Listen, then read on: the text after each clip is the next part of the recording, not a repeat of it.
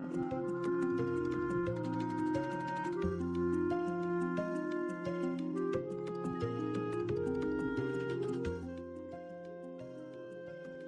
story of the kings and queens of England is more surprising than you might think. It's a fine drama, 1,000 years of tales of lust and betrayal, of heroism and cruelty, of mysteries, murders, tragedies, and triumphs.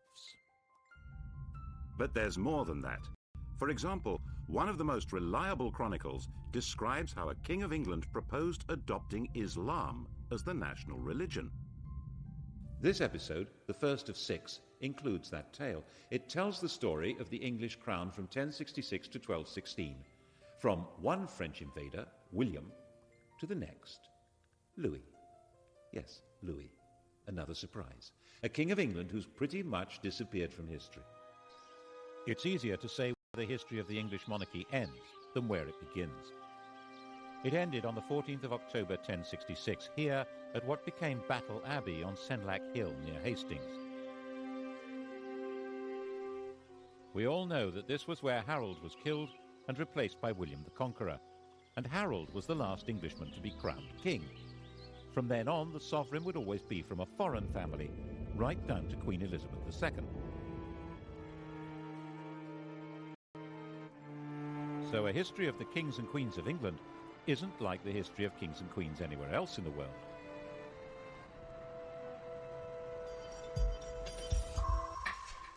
What happened here on that October day started a completely new history, which is why it's the one date in history that everybody knows. 1066. The story of that day was spelled out in a strip cartoon, Bayeux tapestry, probably stitched for William's brother Odo. Here's our hero's first appearance in the story. That's William, Duke of Normandy, about 37 years old in 1064. He's being told that Harold Godwinson, Earl of Wessex at the time, has been shipwrecked on the French coast. One of these guys is Godwinson. I think it's the chap with the handlebar moustache. He's about 6 years older than William and the most powerful man in England after King Edward. These are both pretty hard men, survivors in a very tough world.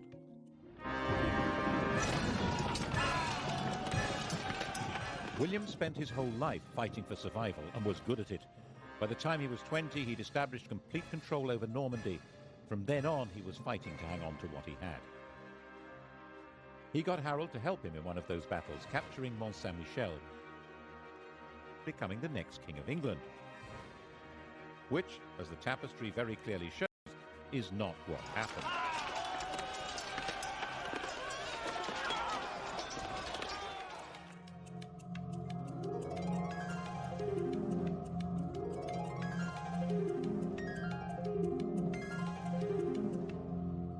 When old King Edward died, Harold, as we all know, had himself crowned instead. Actually, to be a bit more precise, he had himself elected king. The crown of England in those days was not inherited, but awarded. In William's view, this had all gone very badly wrong, so he set about putting it right. The Norwegian ruler, Harald Hardrada, took a similar view. There was an old Norwegian claim to England, which he decided to revive by launching an invasion of his own. Their two fleets arrived within a few days of each other, one in the north of England, one in the south. Both fleets were probably about the same size, about 500 ships. King Harold rushed north and destroyed Hardrada's army. Only about 34 ships made it back to Norway. Then he rushed south, and this time, of course, he failed to pull it off. We don't know for sure that the man with the arrow in his eye is Harold, but he certainly died at the battle. He and his axe-wielding, spear-carrying army of Danish and Anglo-Saxon noblemen were simply swept away. In their place were the new rulers of England, Normans on horseback. William was their master, master of the country. He owned it.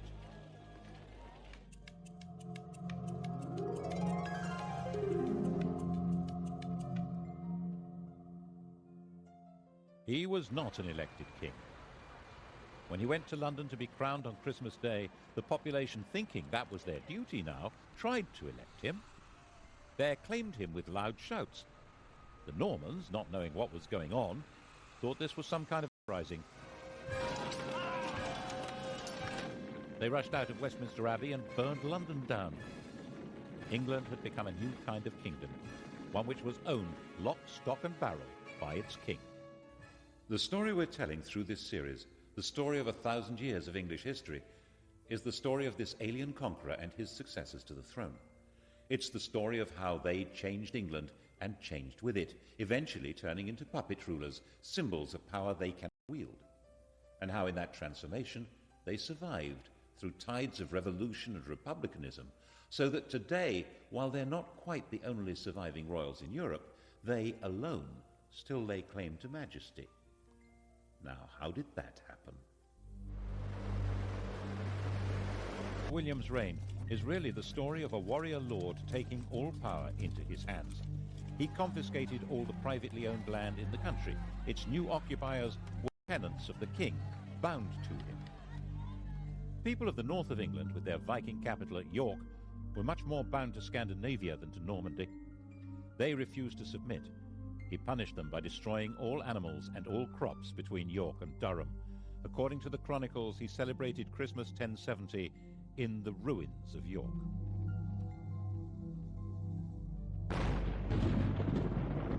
The inhabitants were reduced to starvation, even cannibalism. 16 years later, when all the land in England was accounted for and valued in his Doomsday Survey, there were places in Northumbria that were still utterly worthless. The church, too, was made Norman, and old Anglo-Saxon ways crushed. At Glastonbury, archers were stationed inside the abbey, and orders given that the old chants should be replaced by new ones from France. 21 monks were shot, and yet there were limits to his power. A few thousand Normans, most of them not even understanding the language of their new country, couldn't run the place. They needed the English to keep everything working, and William understood that perfectly well. His coronation, he made an oath to uphold the laws of King Edward, to uphold good law and renounce bad. The old courts would continue to function, and old traditions would normally be respected. This oath would become fundamental to the coronation of any king. The question, though, would be who got to wear the crown? When William died, bloated and exhausted at the ripe age of 60, his attendants stripped his body and scattered. What mattered now was who would hold the land he'd conquered, and how. It had all been his, and it was he who decided. On his deathbed in Normandy, he handed out the spoils.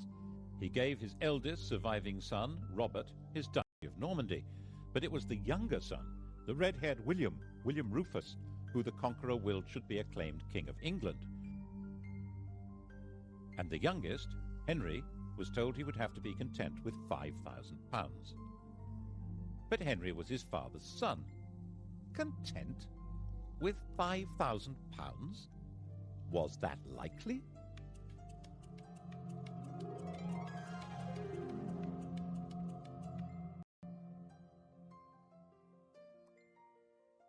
The key to the plotting that followed was that, of course, none of the brothers was content.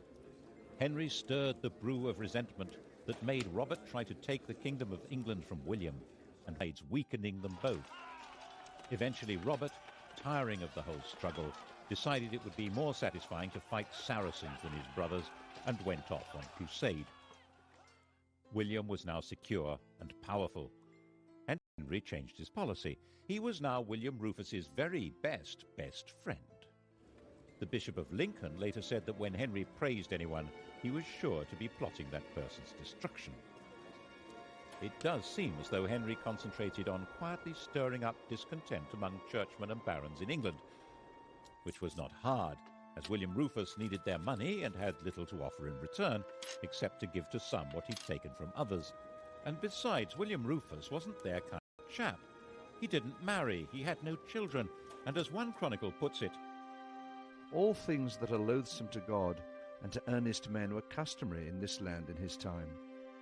And therefore he was loathsome to well nigh all his people, and abominable to God. Which is, of course, homophobic chronicles speak for being gay. On the 2nd of August, in the year 1100, Both William and Henry were hunting separately in the New Forest. It was the last day of William Rufus's life. No one knows who fired the arrow that ended the reign of William Rufus. His companion Tyrrell immediately fled and disappeared abroad. William's body was abandoned where it lay, at a spot still marked by this stone. The next day, local peasants took it in a cart to Winchester. Henry had arrived before them. Winchester was where the royal treasure was kept. He demanded the treasury keys from the guards. They refused to hand them over, saying that Robert, his elder brother, was the rightful heir. Henry drew his sword and declared that no one should stand between him and his father's scepter. Resistance collapsed, and when the peasants arrived with their cart, the lords of England were busy electing Henry as their king, the first elected ruler of England since Harold Godwinson.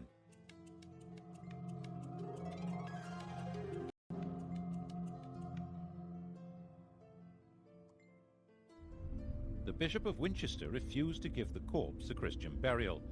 Out of respect for his royal status, William Rufus was nevertheless interred under the cathedral tower, and when that collapsed a few years later, everyone said, "Told you so." Henry's coronation at Westminster was an attempt to ensure his authority to rule. He was 32 years old. His father had won the country by force of arms, and his barons backed him for rich rewards. But why would anyone want a king now? Alongside his sanctification by the church, he issued laymen treat their tenants as he treated them. He claimed that the crown changed his nature. He was no longer an ordinary human being. As the anointed king, he held special, divinely granted powers. His touch was supposed to cure scrofula, swollen neck glands from tuberculosis. This magic power, which became known as touching for the king's evil, was practiced by English monarchs for the next 700 years as proof of their divine authority. He also quite smartly understood that it was a good idea to promote new people to positions of power. Those who were already great barons didn't need a king, but men on the make would support him. By the time Robert was able to mount a challenge to Henry, it stood no chance. He agreed to recognize Henry as King of England in exchange for a pension. Of course, it didn't last. Henry ended up invading Normandy in 1106 and imprisoning his brother for the rest of his life. This is his tomb in Gloucester Cathedral. The question of who was entitled to succeed to the crown was still, when you came down to it, a matter of brute force. But Henry's victory had a profound symbolic meaning, because it changed the status of the English crown. Under his father, England had been a property seized and owned by the Duke of Normandy. Now, Normandy was a property seized and owned by the King of England. Henry was a naturally cheery person. Just after his coronation, he married Edith, the daughter of an English woman and of the King of Scotland, and he encouraged the Normans he was promoting to marry English women. The great barons regarded this with contempt and referred to their king and queen as Godric and Godiva, a style statement which roughly translates as Sid and Gladys. As sturdy warriors, they also didn't appreciate the fact that he was literate in 3 languages. His other nickname, Henri Beauclerc, means Henry the Swat. But those great barons were having their power undercut as Henry recruited his government officers and judges from the church. He supervised his kingdom by moving his court from one centre to another. It was a great travelling performance, like a circus, with no permanent home. He spent half his time in Normandy, but when he was away, the kingdom was run by a totally reliable civil servant, Roger, the Bishop of Salisbury, who was called the Justiciar. The idea of government by a system rather than by a man was beginning to take shape. He sent judges on their own tours of the country and enforced the laws harshly, which seems to have been quite popular according to the chroniclers. But his punishments were often based on the idea that people were guilty until proved innocent, and there was no time to do that. Were England's lanes really full of blinded and mutilated men muttering, "Firm but fair"? And he managed to keep the treasury well stocked with money, which meant he could buy loyalty when he needed to. The key to this was his system for checking his income. Twice a year, sheriffs and royal officials from all over England had to bring their money to be counted by being shunted around in piles on a checkered cloth like a chessboard. Checked. It was called the Exchequer. The system worked so well that the cabinet minister in charge of the nation's finances is still called the Chancellor of the Exchequer, and we still use paper chitties called cheques. By a combination of force and diplomacy, he controlled and to some extent colonised Wales. Relations with Scotland were fine. 3 of his wife's brothers became kings there. England was becoming a peaceful, stable and successful kingdom. Henry sent his young daughter Matilda to Germany to marry the Holy Roman Emperor, and in 1116 he held a great assembly at Salisbury where all the barons, nobles and bishops swore homage to his son William as his successor to the crown. In 1120, young William was a star, an enthusiastic warrior, a keen huntsman and the heir apparent. He'd been in Normandy with his father fighting the King of France, and the whole party was returning to England. William and his pals were travelling in a brand new ship, the White Ship. They were the 12th century English jet set, the millionaire knightly lads who were heirs to most of England and Normandy. Once they got on the ship, there was a terrific party. Alcohol was taken, and how? Soon it became really rowdy. The Hooray Henrys yelling at one another and throwing off a bunch of priests who'd come to bless the voyage. William's cousin, Stephen of Blois, had an upset stomach and he felt he needed a bit of peace and quiet, so he decided to go ashore and take a later ship. By the time they got to sea, it was already dark and the other ships were way ahead. The wind was light. William decided to catch up with the king and ordered the chaps to start rowing. The master was as drunk as anyone else, so they began to speed into the dark, 50 oars pushing this state-of-the-art longboat at a terrific lick. That was when they sailed straight into a rock and smashed the ship open.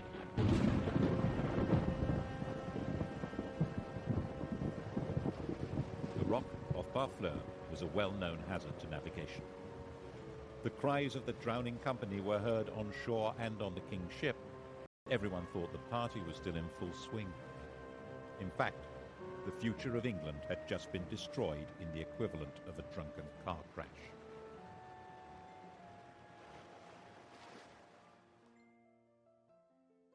It's said that Henry never smiled again. You can see why.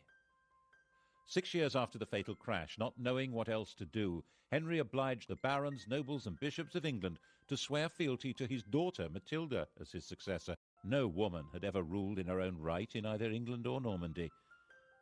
Her husband, the Emperor, was dead, but for strategic reasons he had Matilda marry the son of the Count of Anjou. This was not a family with a power base in England. Henry's sleep was filled with nightmares of peasants and barons complaining that he'd failed them all. And then Henry went and died of a surfeit of lampreys. How does that happen? A lamprey is a parasitic fish that looks as if it belongs in a bush tucker trial. Henry loved them. His doctor had put him on a diet that involved not eating lampreys, and he got a fever and died after ignoring the advice. And the doctor said, as doctors do, "I warned him." By the time Henry died in 1135, it was all falling apart. He was 67 years old, and he'd gone a long way towards defining the job of a King of England. But the fundamental problem, who was entitled to that job, had still not been solved.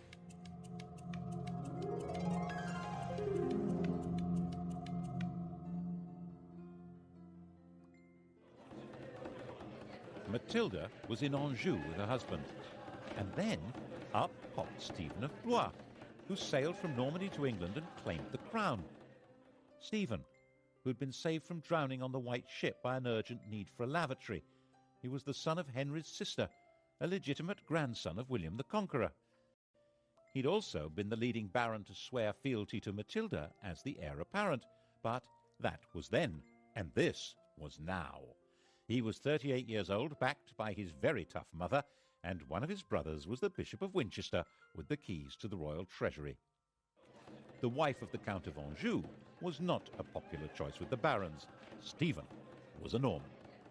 Besides, he seemed a malleable sort of chap, brave enough and high-spirited. He was also generous, courteous and affable, and would probably do as he was told, which was, of course, a recipe for disaster. Stephen was crowned by the Archbishop of Canterbury at Westminster on Christmas Day 1135. He issued what was now the traditional coronation oath, promising to respect the old laws and be nice to everyone. According to the Anglo-Saxon Chronicle, When they saw that the king was a good-natured and kindly man who inflicted no punishment, they committed all kinds of terrible crimes. All had done homage and sworn oaths of fealty, but none were kept. Meanwhile, Matilda was enraged and, of course, had her own supporters. England was moving rapidly to civil war. Stephen was insecure. He surrounded himself with people from near Blois, Flemings, which didn't go down well with the barons. He bought loyalty until it... By the time Matilda landed to claim her throne in 1141, Stephen was trying to put down rebellion after rebellion. He was a brave, even ferocious fighter, but his support melted away, and he was captured in a battle at Lincoln. Stephen was Matilda's prisoner. A church council declared that he was deposed by the manifest judgment of God and recognized Matilda as queen. Matilda proceeded to Westminster and was all set to be crowned. And then something went peculiarly wrong. Something that carries an extraordinarily clear message about the job of being the monarch of England. All Matilda's understanding of monarchy had been learned in Germany, where she'd been empress since she was 12 years old. She had been popular and successful there. After the emperor's death, when Henry I had brought her back to England, some German princes of the empire followed her to demand her back as their sovereign. But the sovereignty she had learned was absolute power. The emperor's will was law. The only possible higher law was the church. That was not how it worked in England. Even the conqueror had promised at his coronation to respect the laws of England. But Matilda flatly refused. She didn't need a coronation to be queen. In her view, she already was.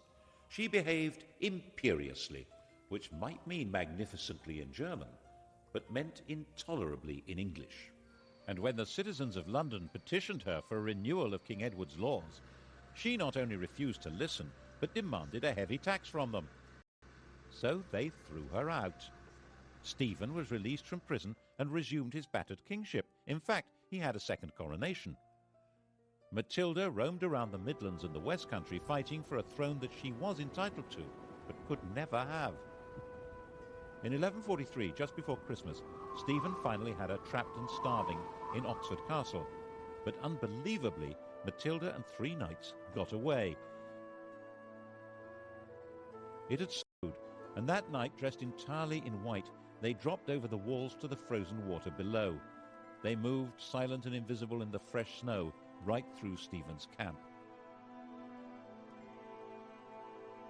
It was another 5 years before Matilda gave up and returned to Normandy. But she simply handed the torch to her son Henry, who came to England when he was 16 to carry on the struggle. And so the fighting went on, year after year. The country was in effect without law and without government. As the Anglo-Saxon Chronicle said, Castles were filled with devils and evil men. Christ and all his saints were asleep. Stephen naturally intended his own son Eustace to succeed him, but in 1153 both Eustace and enough. At the end of the year, Stephen and Henry rode together into London. There the king proclaimed a new foundation for the kingdom. Henry was now his own adopted son and would be his successor as King of England. Although Stephen would remain king for life, Henry would take over the government immediately.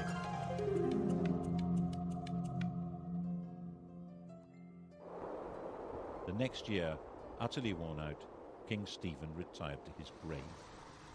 On the 19th of December 1154, there was a double coronation in Westminster Abbey. The 21-year-old Henry II was crowned king, and his 33-year-old wife, Eleanor, was crowned queen consort. Eleanor, Duchess of Aquitaine, knew all about being a queen. When she was 15, orphaned and the richest damsel in France, she was married to the heir to the French throne, and a few days later the pair became King and Queen of France. The King of France was a saintly figure with perhaps a rather low sex drive. Eleanor came from a family of lordly troubadours, whose court was dedicated to interest and love affairs. She later said that she thought she'd married a man, but had married a monk. She had a series of affairs, including one with Matilda's husband, Geoffrey of Anjou. He, rather dashingly, wore a sprig of broom, Plantagenista, in his hat, so people called him Plantagenet. Eventually, all the Angevins, the whole family line, wore it on their crest. She then had an affair with Geoffrey's son, the attractive young Henry, a bright, well-educated athlete with vitality, intelligence, freckles, money. According to a contemporary chronicler, Henry's father had warned his son off her, saying that she'd been his lover, and she was the wife of Henry's overlord. Henry was Duke of Normandy. But Geoffrey died in 1151, and in 1152, Henry got Eleanor pregnant. Louis, who probably didn't know that detail, had their marriage annulled, and she married her toy boy. Of course, she did all she could to encourage his efforts to become King of England and make her a queen again. The coronation of 1154 must have been most satisfying for her. He didn't make his mother's mistake of claiming to be above the law. Instead, maintaining proper form, he issued a charter confirming all the liberties that were in force under his grandfather, Henry I. The combination of his lands and Eleanor's meant that this King of England ruled more than half of France, though as the vassal of the French king. It would have been too much for almost anyone. But Henry was a man of extraordinary restless energy, who travelled vigorously around his realms and would order his court to hit the road with no notice whatever. He got England up and running with astonishing speed. He had all newly built castles destroyed so that individualist government into ministries, with the Chancellor of the Exchequer playing the role we would now recognise as Prime Minister. The chap in question was the son of a London merchant. He was Henry's closest friend and colleague. They joked and drank together, and he lived as the greatest lord in the country, Thomas Becket. Between them, they reformed the currency, finance, government, and began the changes in the judicial system that would lead to the system of trial by jury. England was beginning to develop a commercial life. Towns were growing, the population was becoming better educated. The new system for running royal courts asked groups of local people, often peasants, to report and decide the facts of the case. The system that had worked for the conqueror, allowing the people to run their country, was at the heart of Henry's way of getting everything up and running again. Perhaps that was why he needed a Londoner at the heart of his government. The next stage in his reforms was to reduce the power of the church, which had become the only functioning judicial institution during the chaos of Stephen's wars. Anyone accused of a crime who could read a line of Latin was deemed to be a churchman. That made them immune from the royal court. They could only be judged and punished by the church. Of course, the church wouldn't agree to give up its privileges, so when the Archbishop of Canterbury died in 1162, it seemed a smart idea to install Thomas as the new archbishop. Then he would deliver the church to Henry. Actually, it seemed a pretty terrible idea to Matilda, who warned Henry not to do it. What did his mother know? Look what a mess she'd made of things. Eleanor was also against it, and she hadn't made a mess of anything. She'd been a very competent regent when Henry had been abroad, and must have seen what Henry had not seen, that Thomas Becket's driving force was not loyalty to Henry. Oh, surely not. She was just jealous that Henry spent more time with Thomas than with her. Henry was sure it was a really good idea. Of course, it was a really bad idea. Why did Becket become fanatically committed to the church as soon as he got the job? Why did he wear Hessian underwear with lice and lash his body? Why did he oppose the king's plans more fiercely than any other bishop? He ended up excommunicating the bishops of London and Salisbury and sacking the Archbishop of York for not opposing the king. He'd already acquired all the earthly power and wealth possible. Now he had a bigger ambition. He was arguing that the church must rule everyone, including the king. This was especially dangerous as Becket was hugely popular. Henry was given to rages, and the situation was bound to enrage him. Who will rid me of this turbulent priest? On the 29th of December 1170, 4 of Henry's loyal knights did, in the words of an eyewitness, the red of the blood mixed with the white of the brains, like white of the lily and the red of the rose. This was shocking. Henry had to distance himself from Becket's murder and win the hearts and minds of his subjects.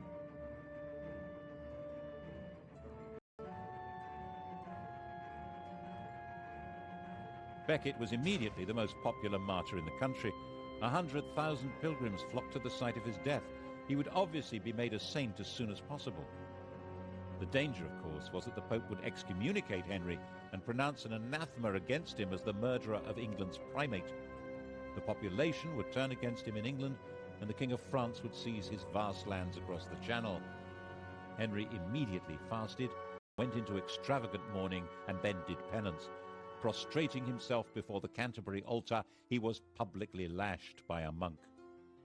It worked. He saved his kingdom from the Pope. Saving it from Eleanor was much more difficult. Eleanor and Henry had drifted apart, partly because of his love affairs and partly because she feared that Henry's adventure with Becket threatened her own beloved Aquitaine. She had gone back there. She set up her own court, the Court of Love, and that was where she raised her sons as romantic warriors and plotted against him. Henry imprisoned her there for 16 years, but her plots continued unabated. She supported her older sons in rebellion against Henry, trying not only to ensure her control over her own lands, but to take over from him. The only one who remained loyal was John, the youngest. In 1189, the oldest surviving son, Richard, inflicted a major defeat on his father. Henry met Richard near the Loire to arrange peace terms, but when they publicly embraced, Henry quietly growled, "May the Lord spare me until I've taken vengeance on you." The second had been defeated in battle by his own eldest surviving son, Richard. Only one of his sons had remained loyal, the youngest, John. Back in his own chateau, Henry asked for all Richard's supporters to be read out. The first name on the list was John's. Henry was heartbroken. He died in delirium a few days later.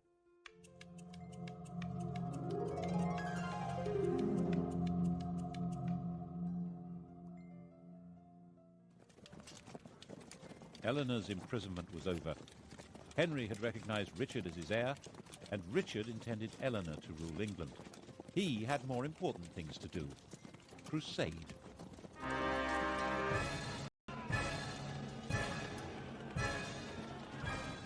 Eleanor had been a feudal army, and now the Saracens had reconquered Jerusalem.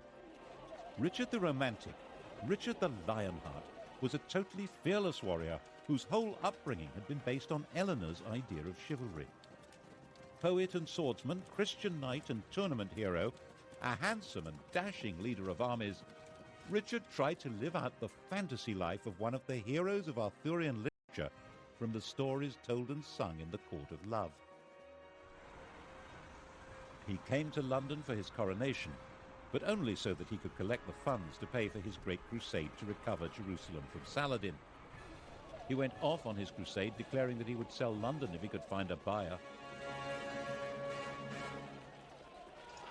The crusade itself, the Third Crusade, was a sequence of great heroic and daring actions that completely failed to conquer Jerusalem, associated with bursts of extreme brutality.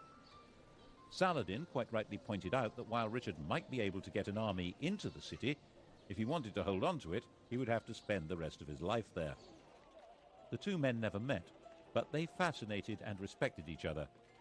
When Richard was ill, Saladin sent his doctor. The final truce ensured that Christian pilgrims would be free to visit the Holy City.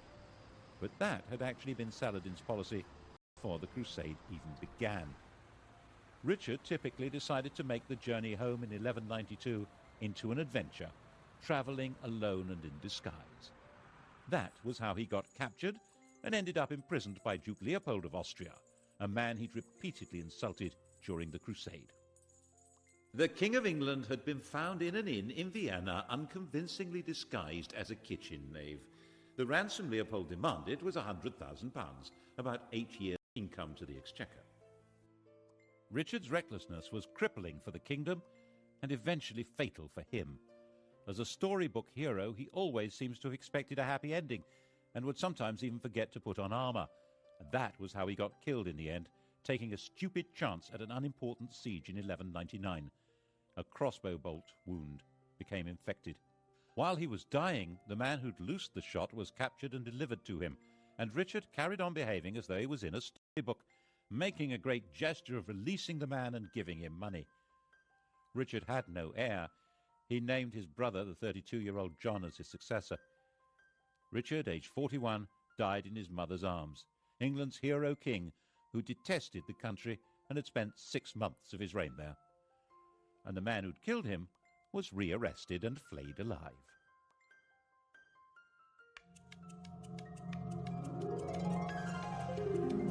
Brother John was never meant to be king. His father had called him John Lackland because there was originally no part of the huge Angevin empire left for him. And the three problems that lurked at the core of monarchy in England now became crises. How did succession work? What was the balance between the king and the church? And what legal limits existed on royal power, especially when it came to taxes? To begin with, was he really Richard's proper successor? One of his elder brothers, Geoffrey, had died leaving a son, Arthur, and there were barons in Anjou and Maine who argued that this 13-year-old was the proper successor. They were supported by Philip, King of France. The only way to settle a succession dispute was by violence, so John went to war. His men captured the boy, and he was never seen again. It was generally believed that John drowned him, which was the wrong way to solve the problem. It guaranteed that Arthur would not be king, but it left a very nasty smell. It didn't stop the King of France from keeping the war going, and by 1205 John was driven out of most of France, including Aquitaine and even Normandy. The issue of church power also came up again. It was John's bad luck to be confronted by an exceptionally militant and aggressive Pope, Innocent III. Innocent maintained that kings had to submit to popes. When the Archbishop of Canterbury died, Innocent announced that Stephen Langton, who happened to be English, was the new archbishop. John refused to accept the Pope's man. Rome wouldn't give ground, and neither would John. In 1209, the Vatican excommunicated the King of England and his whole kingdom. Back in England, John attempted to carry on regardless. The Pope declared John deposed, and that anyone who even spoke to him was excommunicated. According to one chronicler, John decided at this point to join the enemy. In 1213, he sent a delegation to the Emir of Morocco, offering to adopt Islam and turn England into an Islamic country in return for protection. That would have turned history upside down. Is it true? The Emir, according to the story, told the envoys not to be so silly. In fact, John was reduced to total surrender. The Pope demanded that he submit himself as a vassal of the Church, and that England should become a papal fief instead of a sovereign kingdom. So in 1213, Stephen Langton, the new Archbishop of Canterbury, took up his post as a representative of the new overlord of England. In that capacity, he decided to sort out the third issue, the limits of the king's power over his subjects. Political party. This is the seal of the Barons of London. Langton presented them with a charter issued by Henry I and suggested that they demand something along the same lines but a bit clearer. The Magna Carta. This famous document was signed in June 1215. John and Richard had both tried to meet their costs by massive increases in feudal dues and legal charges, and most of the Magna Carta is an effort to reverse these.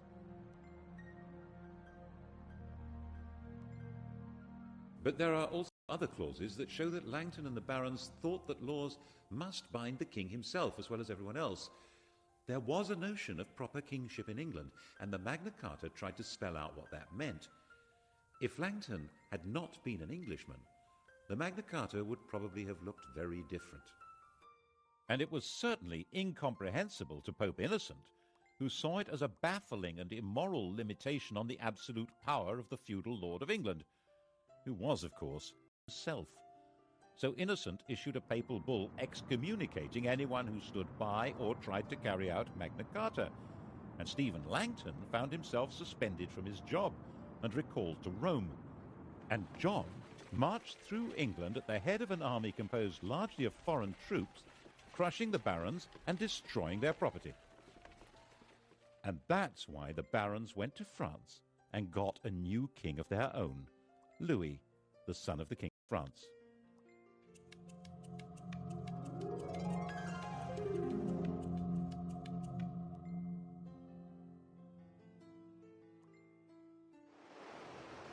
And so came the second French invasion of England in 1216. It was about the same size as the invasion of 1066, and Louis landed unopposed. He was greeted with general enthusiasm and was hailed as King of England in a high mass at St. Paul's Cathedral. He set up his own government, and his army began its pursuit of John's dwindling forces. John was assembling an army to stage the great final battle, and was travelling along the seashore from Lynn to Lincolnshire. A miscalculation of the tide was all he needed. His whole baggage train was washed away, including his treasure and the crown jewels. Distraught, broken, he made his way to an abbey at Swineshead, where he was comforted with the monk's latest experiment in beer making, which seems to have brought on dysentery, fever, and death. Louis I and last, the king no one's ever heard of, now controlled most of the country, but the story